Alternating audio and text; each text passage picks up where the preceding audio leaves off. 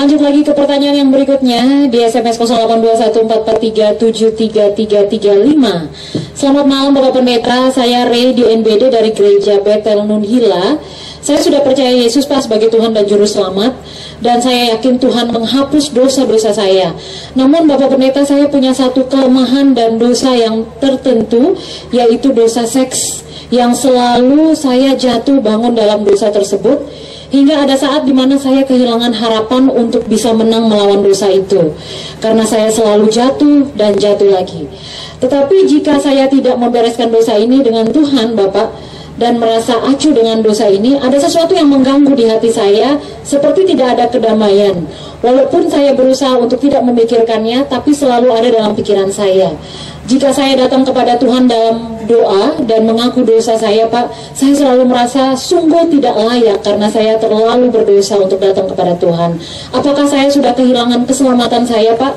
Dan apakah yang harus saya lakukan agar saya bisa menjadi orang Kristen yang baik, Pak Pendeta? Kalau saudara sudah sungguh-sungguh percaya kepada Kristus, Kristus sudah menghapus dosa saudara.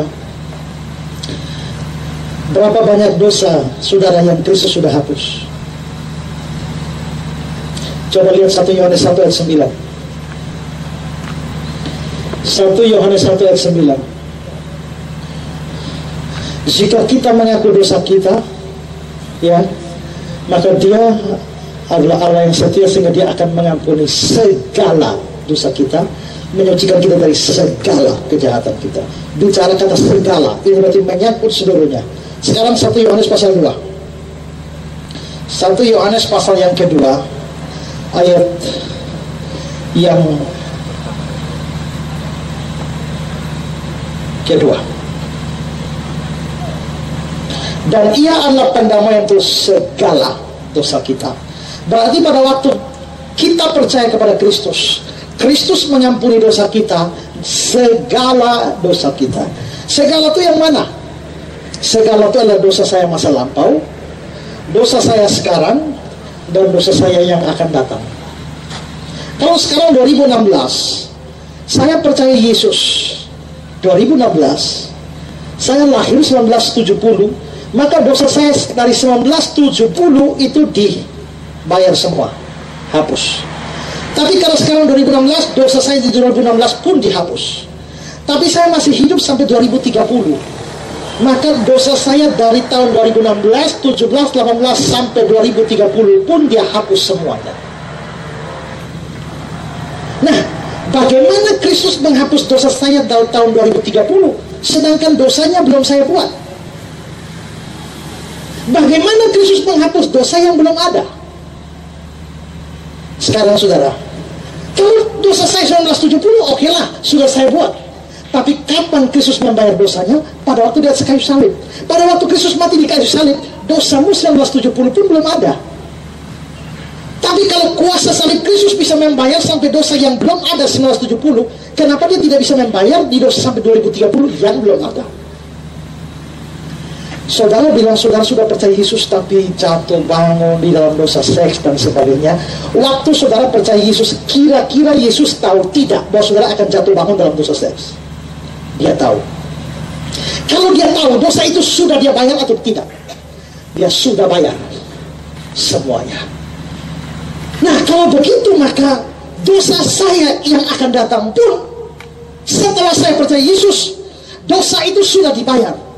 Karena itu maka saya tidak mungkin lagi dihukum atau ditagih hutang, padahal hutang itu sudah lunas dibayar. Tunjukkan Roma 8 ayat 1.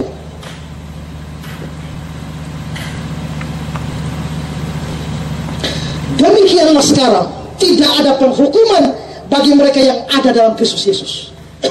Tidak ada. Mengapa? Karena penghukuman atas dosa kita itu sudah dibayar Kristus dan selesai. Sudah selesai. Seluruh dosa kita dari 1970 sampai 2030 selesai. Termasuk dosa seks di tahun 2016, 17, 18 dia bayar selesai.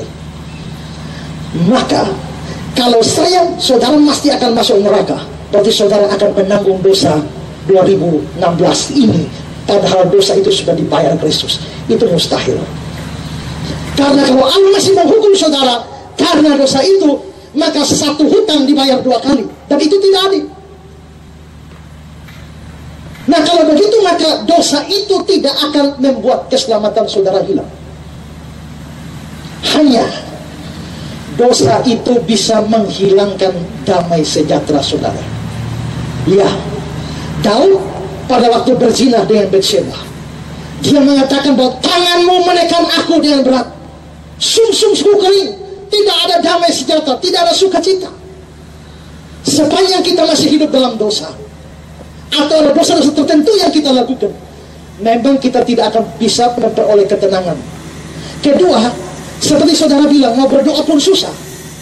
Tunjukkan Yesaya 59 ayat 1 dan 2. Ya.